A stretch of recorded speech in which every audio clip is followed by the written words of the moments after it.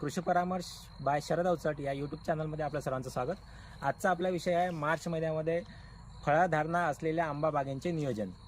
शेतकरी बंधूंनो, सध्या सर्वांनाच माहिती आहे की तापमानामध्ये अचानक वाढ झालेली आहे. सर्वसाधारणपणे 38 डिग्री सेंटीग्रेडपर्यंत तापमान पोहोचलेलं आहे आणि अशा कालावधीमध्ये सर्वच फळबागांमध्ये फळगळीचा प्रॉब्लेम आपल्याला दिसून येतो.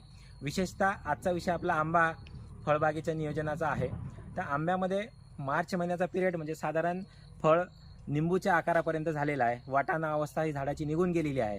त्या अवस्थेमध्ये होणारी फळगळण ही आपण नैसर्गिक गळण पकडतो, परंतु निंबूच्या अवस्थेमध्ये होणारी फळगळ ही शेतकऱ्यांना आर्थिकदृष्ट्या न परवडणारी गळण असते. त्या कारणास्तव तिचे बारकाईने नियोजन करणे अत्यंत आवश्यक आहे. दुसरा टप्पा असा असतो की या आकारातल्या फळाला आपल्याला झाडावर टिकून सुद्धा ठेवायचं आहे आणि त्याचं पोषण पण चांगल्या पद्धतीने करायचं आहे. या दोन्ही विषयासाठी आपण आज त्याबद्दल सविस्तर बोलणार आहोत.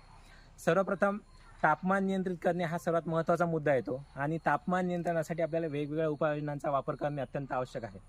पहिला मुद्दा, जेव्हा दिवसा आणि रात्रीच्या तापमानामध्ये फरक पडतो त्यावेळेस तापमान नियंत्रण करण्यासाठी दुपारच्या उन्हाच्या कालावधीमध्ये साधारण 12 ते 4 मधलं जे पडणारं ऊन आहे, या कालावधीमध्ये आपल्या बागेमध्ये वापसा टिकून राहील किंवा थंडावा चालेल अशा पद्धतीनं पाणी देण्याचं नियोजन आपण मधातल्या सरींमध्ये पाणी सोडून केलं पाहिजे. सोबत जे झाडाला लागणारं पाणी आपण देतो, ड्रिपच्या वाटे असेल किंवा सरीच्या वाटे असेल, याच्यामध्ये गॅप पडायला नको. जर समजा आपण सरीने 8 दिवसाला पाणी देत असो तर त्याच्यामध्ये खंड पडायला नको.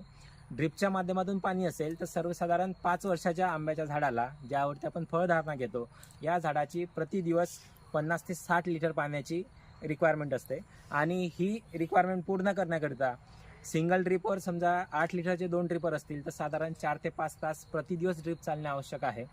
जर समजा इनलाईन किंवा डबल नळी असेल, 4 ड्रिपर लागलेलं असेल तर साधारण 2.5 तासापर्यंत प्रतिदिवस ड्रिप चालणे आवश्यक आहे. पण बऱ्याच शेतकऱ्यांकडे अशी सिच्युएशन दिसते की ड्रिपचा वापर होतो परंतु रोज ड्रिप चालत नाही. असे 1 दिवसाआड किंवा 2 दिवसाआड ड्रिप चालवले जाते. अशा वेळेस आपल्याला त्या झाडांच्या पाण्याची पूर्तता करणं थोडंसं अडचणीचं जातं. त्यामुळं सर्वात चांगली पद्धत इनलाईन पद्धतीच्या ड्रिपचा आपण वापर केला तर सगळ्या भागामध्ये चांगल्या पद्धतीचं पाणी जातं. दुसरा टप्पा, याच कालावधीमध्ये जमिनीच्या मधातल्या टप्प्यामध्ये भेगा पडू देऊ नये. ह्या भेगा पडू नये म्हणून मधातून सरीवाढ पाणी सोडणे, ह्याही उपाययोजना आपण करू शकतो.